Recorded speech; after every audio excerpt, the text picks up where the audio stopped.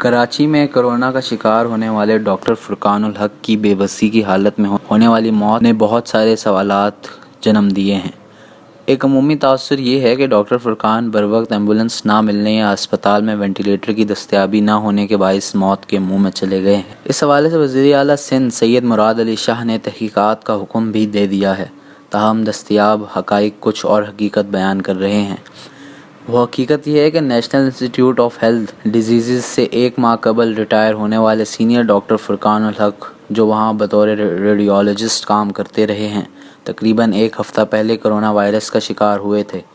ताहम उन्होंने इस मामले को अपने तौर पर खुफिया रखा, जिसका बुनियादी सबब कोरोना के मरीज़ों के हवाले से फैलाया जाने वाला वो खौफ है जिसने एक मसीहा को भी अपने पंजों में जकड़ लिया। ज़राए का कहना है कि डॉक्टर फुरकानुल हक के लिए वेंटिलेटर की दस्तयाबी का कोई मसला नहीं था, क्योंकि कराची के सरकारी अस्पतालों में इस वक्त कमोबेश 250 वेंटिलेटर खाली मौजूद हैं, जहां कोरोना के मरीज़ों को ऑक्सीजन समेत एमरजेंसी सहूलियात फराहम की जा सकती हैं। जबकि दूसरी तरफ डॉक्टर फुरकान को अस्पताल पहुंचाने के लिए एम्बुलेंस तकरीबन 4 घंटे उनके घर के बाहर खड़ी रही, मगर वो अस्पताल जाने के लिए तैयार नहीं हुए। वजह थी बदनामी का खौफ। जी हाँ, वही नाम नहाद बदनामी का खौफ जिसे फैलाने में बड़ी हद तक मीडिया का भी किरदार है, जबकि रही सही कसर हुकूमती इदारे और महकमा सेहत पूरी कर देते हैं।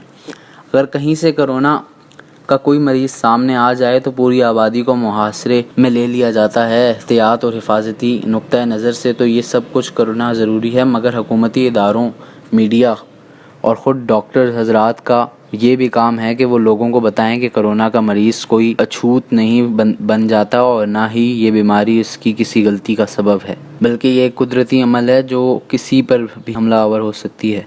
डॉक्टर फुरकानुल हक की अपनी डॉक्टर भतीजी से होने वाली तवील गुफ्तगू की जो रिकॉर्डिंग सामने आई है, उसमें वाज़ेह तौर पर समझा जा सकता है कि डॉक्टर साहब की मुसलसल मिन्नत समाजत की जा रही है कि वो फौरी तिब्बी इमदाद के लिए अस्पताल चले जाएँ, मगर उनका मौक़िफ़ है कि ये बात सामने आ गई तो पूरा मोहल्ला अज़ाब में आ जाएगा। उनके बेटे बेटियां भी हैं और वो नहीं चाहते कि उनकी वजह से सब लोग मुसीबत में गिरफ़्तार हो जाएं। डॉक्टर फुरकानुल हक को भतीजी के अलावा कई दोस्तों ने भी समझाने की कोशिश की, मगर वो तैयार नहीं हुए और बिलाखिर इस कश्मकश में दायमी उजुल को लब्बैक कह गए। मगर डॉक्टर फुरकान की बेबसी की हालत में होने वाली ये मौत अपने पीछे एक बहुत बड़ा सवाल छोड़ गई है कि कोरोना के मरीजों को किसी मुजरिम की तरह ट्रीट करने का जिम्मेदार कौन है। अगर एक मसीहा इस खौफ में मुब्तला होकर अस्पताल जाने के बजाय घर पर एड़ियां रगड़ कर मौत को गले लगा लेता है तो आम आदमी का क्या हाल होगा। खुद ही उससे वो कर रहे, मैं क्या करूं। कुछ ऐसा नहीं प्रॉब्लम होता, सबको वहीं बंद कर देंगे कि भाई आपने यही रहना है। वो कह रहे हैं हम क्या शोर करके कहीं जा रहे हैं, टाइफाइड भी तो होता ही है ना लोगों को। तो आपको पता है ना कोरोना जिसने फैलाया उसको है, तो उसको क्या पता, वो तो जाहिल औरतें हैं। मैं बोल रही हूँ ना कि टाइफाइड है, खत्म बात। आपको यहाँ की कौन दस्तखत दे के महल्ले वालों को बोलेगा कि नहीं ये इसको यही है। नहीं तो अगर ये है भी तो इसमें तो कोई बात ऐसी नहीं ना, ये तो आजकल पहला बार डॉक्टर लोगों के साथ होगा तो फिर उनको पता चलेगा। हाँ पता नहीं कैसी बात है, बेवकूफी वाली बात ये खुद बेवकूफी। और बीइंग अ डॉक्टर इन्हें पेशेंट से लगा होगा ना, तो इसमें इनकी क्या गलती है। पेशेंट से लगा है इनको, इसमें इनकी क्या गलती है। तो डॉक्टर्स को तो लग ही रहा है, हो ही रहा है डॉक्टर्स को तो, लेकिन कोई इतनी बेवकूफी नहीं कर रहा। यही तो मैं क्या करूँ, मैं तो अपनी जान से ही खेल सकती हूँ और मैं इससे ज्यादा क्या करूँ। मैं इनको पकड़ के तो छोटा बच्चा गोद में लेके भाग जाऊँ। मैं करती हूँ आपको फिर 1-2 घंटे में, और इनके जरा मॉनिटर करें स्टेटस कैसा है सांस का, फिर मैं कॉल करती हूँ। 3 भी दे रही हूँ, उसने विक्स भी दे दिया था। वो ठीक है, वो तो सारी चीजें ज़ाहिर कर सकते हैं, लेकिन कल से ब्रीदिंग डिफिकल्टी हुई है ना, पहले से तो नहीं हुई है। अब वो हमें क्या पता कि कैसा है क्या है। हाँ कल से हुई है, कल मतलब समझो आधी रात से, कल आधी रात के बाद से, समझो फजर के बाद से ऐसे ही हुआ। रोजा वगैरह तो नहीं है ना। हाँ रोजा वगैरह तो नहीं है ना। नहीं नहीं नहीं, सवाल ही नहीं। हाँ चलिए मैं फिर कॉल करती हूँ आपको। हाँ थोड़ी देर बाद करती हूँ। अच्छा ये ऐसा नहीं हो सकता बेटा कि तो कोई बिल्कुल प्राइवेट रूम लेके हम वहाँ चले जाएं, फिर इनको बिल्कुल एक्सट्रोस में इनको टेक केयर करें।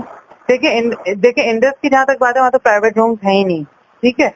वो है ही नहीं, मतलब वहाँ पे ना वार्ड हैं और ये कोविड का तो अलग बना है, कोरोना का तो बिल्कुल ही अलग बना है। नहीं तो वो तो फिर मैं नहीं जाएंगे, ये मैं समझ ये नहीं जाएंगे, नहीं वो निदा रहने दो, मैं भी इसके खिलाफ हूँ। हाँ, अच्छा क्योंकि वो एक चीज के बदले 4 चीजें लग जाएंगी। इससे ज्यादा बेहतर है कि मैं किसी प्राइवेट हॉस्पिटल में ले जाके प्राइवेट रूम में प्राइवेट इनको हॉस्पिटल सारे नहीं डील कर रहे ना कोरोना को, सारे नहीं कर रहे हैं। हाँ, वो यही ना, यही तो मसला है कि सिर्फ इंडस डील कर रहा है, आ खान डील कर रहा है और दाव कर रहा है। डाउ डील कर रहा है। तो आप ये इनके अलावा आप कहीं प्राइवेटली नहीं जा सकते।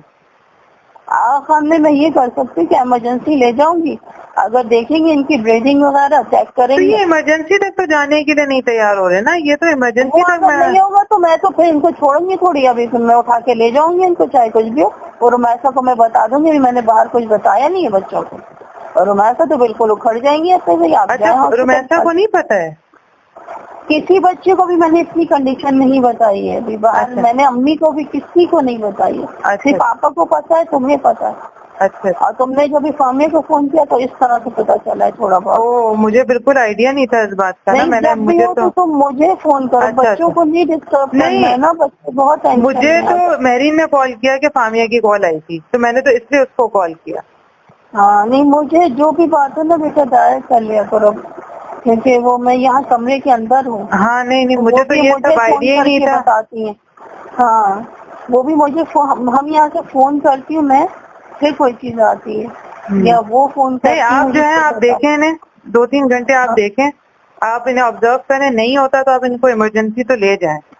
आगा खान ले जाएंगे, हाँ, मैं खान यही ले। सोच रही हूँ। हाँ, और टेस्ट तो हाँ, हुआ है ना, टेस्ट तो पॉजिटिव है, तो वो आप ले जाएं। पॉजिटिव है। हाँ हाँ, वो तो पॉजिटिव इनकी है। मत सुनिएगा। नहीं नहीं, वो तो तुम बेफिक्र रहो, वो मैं रुमैसा को खड़ा कर दूंगी, रुमैसा आके इनको खुद ही बता देंगी।